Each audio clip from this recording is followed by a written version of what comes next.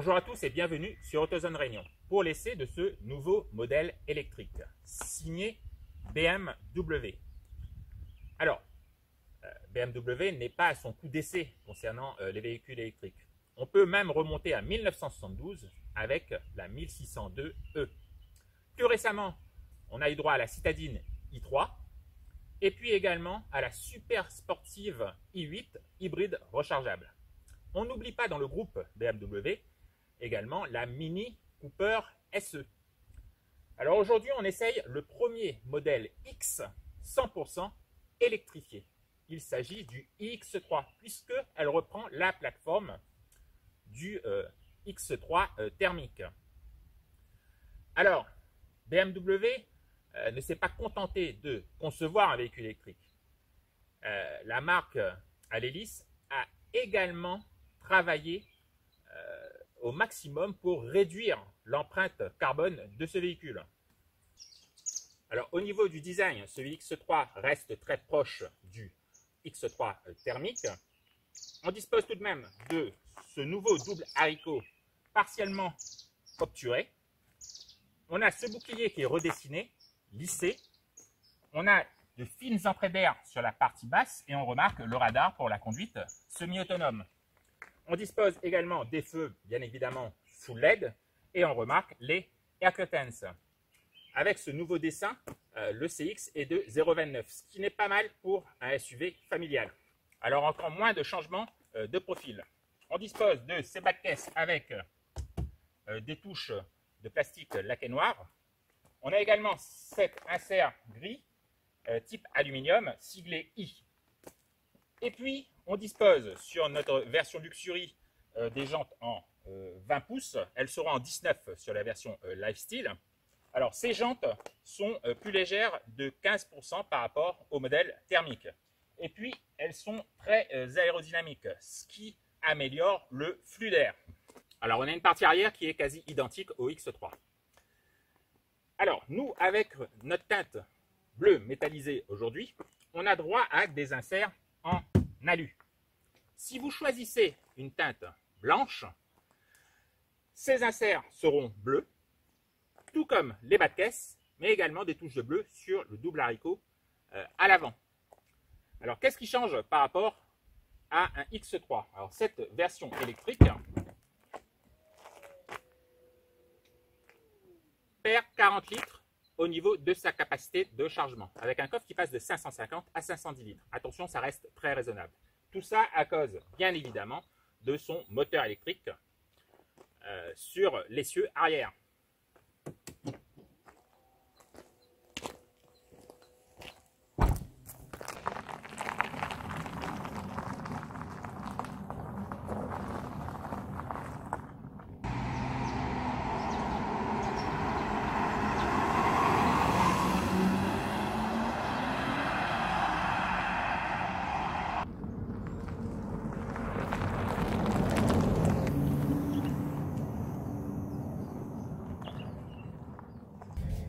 Alors bienvenue donc dans ce iX3. Alors au niveau de l'habitacle, il n'y a pratiquement rien qui change par rapport à la version thermique ou hybride rechargeable. On note juste ce logo sur le volant cerclé de bleu, pareil pour le bouton de démarrage et également des inserts sur le boîtier de vitesse. Au niveau de l'habitabilité, c'est pareil, hein, c'est la même chose que dans le X3. On a suffisamment de place à l'arrière pour les jambes. Et puis le coffre, il ne perd que 40 litres de contenance à cause de la présence de ce moteur arrière, ce moteur électrique à l'arrière. Et ça reste très raisonnable avec 510 litres. Alors on n'oublie pas que sous le plancher, il y a pour plus de 500 kg de batterie. Alors ça a tendance à faire remonter un peu l'assise. Alors moi personnellement, je trouve la position de conduite un petit peu trop haute. D'habitude, dans une BMW, c'est tip top. Là, moi, je me trouve un peu trop haut. Alors avec une batterie qui fait 80 kWh avec une capacité utile de 74 kWh, ce qui n'est pas mal. Alors BMW n'a pas voulu jouer la carte de la puissance à tout prix sur ce iX3. Bonjour, je suis ravi que vous soyez là. Comment puis-je vous aider? Alors, on a toujours cette commande vocale ou alors la commande par gestuelle. Toujours très marrant. Alors justement, on parle tout de suite des équipements, même de série sur la version Lifestyle. Il est extrêmement généreux. Alors nous aujourd'hui, on est dans une version Luxury. Ça rajoute quelques équipements comme les jantes en 1 pouce, l'affichage tête-haute, la conduite semi-autonome de niveau 2. Alors on revient à la mécanique. On a donc cette batterie. Alors, plutôt écologique, puisque elle est construite déjà avec de l'énergie décarbonée, donc de l'énergie solaire. Ensuite, elle est scindée en 10 modules. Et ça, en service après-vente, c'est beaucoup plus pratique à la réparer, cette batterie, puisqu'on n'a pas à l'échanger totalement, on n'a qu'à changer les modules endommagés. On a également ce moteur synchrone de 286 chevaux à impulsion électrique, donc il n'utilise pas d'aimant et donc ça demande un peu moins de métaux rares.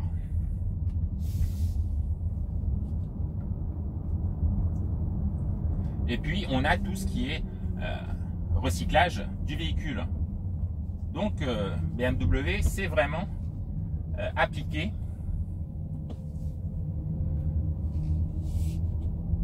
à rejeter le moins de CO2 possible. Sur toute la vie du véhicule, il faudra compter moins 60% par rapport à un modèle thermique, par exemple.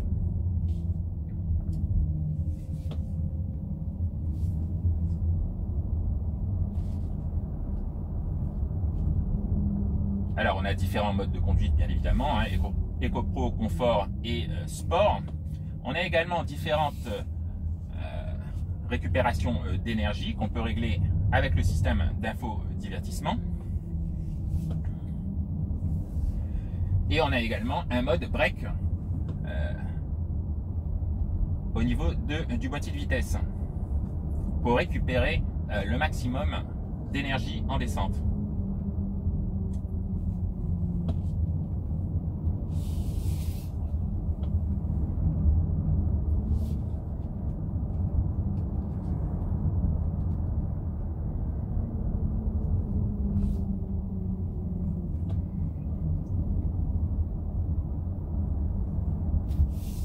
Alors le véhicule, par contre, il est assez lourd, je trouve, près de 2 tonnes 2.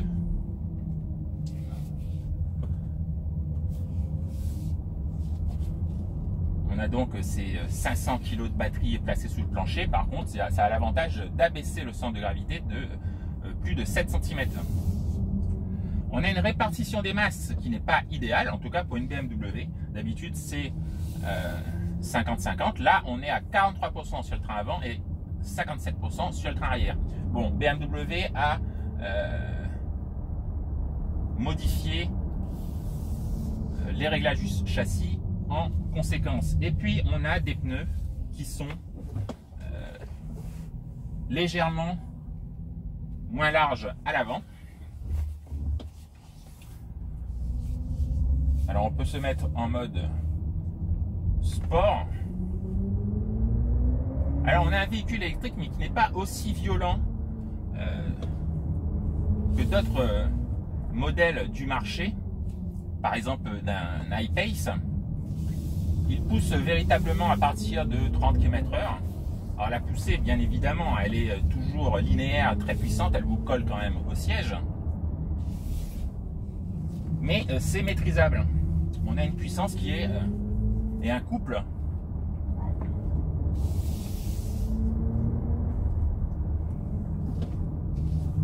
qu'on peut facilement doser à l'accélérateur.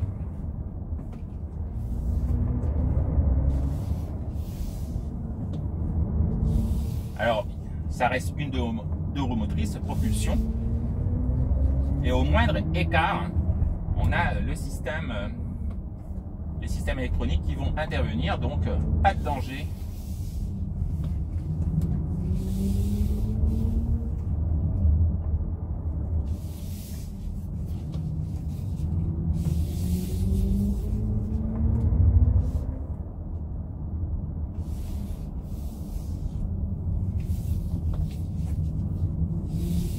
niveau des consommations d'énergie, si on reste sur le plat en conduite écologique, on sera à peu près à entre 16 et 17 kWh au 100 km.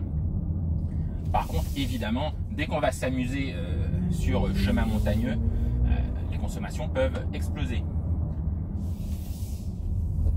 Donc on a une autonomie qui va fortement varier. BMW annonce 460 km si vous restez très raisonnable. Alors nous, on va plutôt parier entre 280 km en conduite dynamique et on peut aller entre 360 et 380 km si vous restez tout à fait si vous adoptez une conduite normale, je dirais.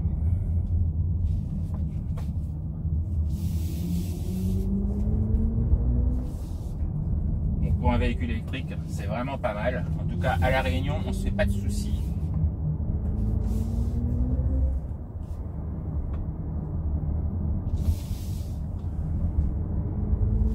Alors le véhicule sera livré avec une prise combo 3, je crois, qui délivre une charge compris entre 7,4 et 11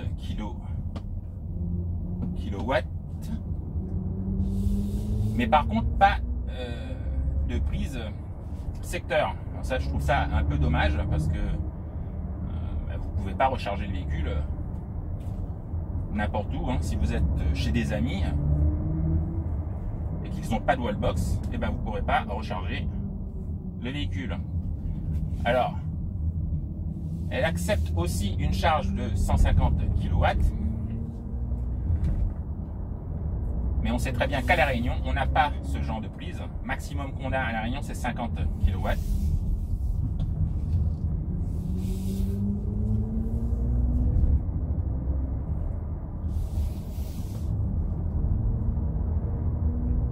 Donc voilà, c'est un véhicule suffisamment performant, bien évidemment, 286 chevaux. Alors confortable, je trouve. Le comportement est, moi je trouve très sain, malgré cette répartition des masses particulière. Et puis les technologies, les équipements, tout est généreux. Alors fait remarquable à La Réunion, ça c'est à noter, c'est que le tarif sera légèrement inférieur à ceux de métropole. Alors pas de beaucoup, de 50-100 euros.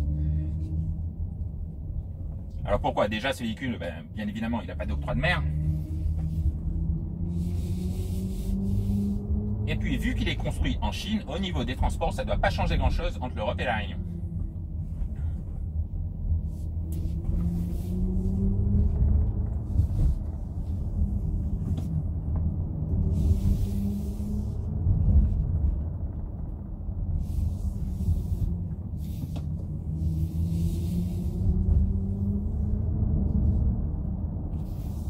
Alors pour une fois, donc,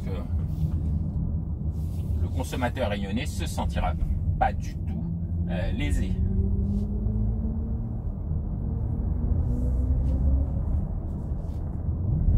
Alors pourquoi construit en Chine? Bien évidemment parce que ce sont eux les spécialistes des minerais rares, eux qui sont spécialistes dans la fabrication des batteries. Bien évidemment, tout ça va se développer en Allemagne, mais également aux États-Unis, où BMW est très implanté.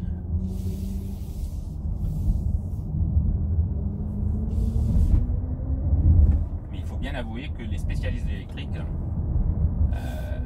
pour le moment, c'est la Chine.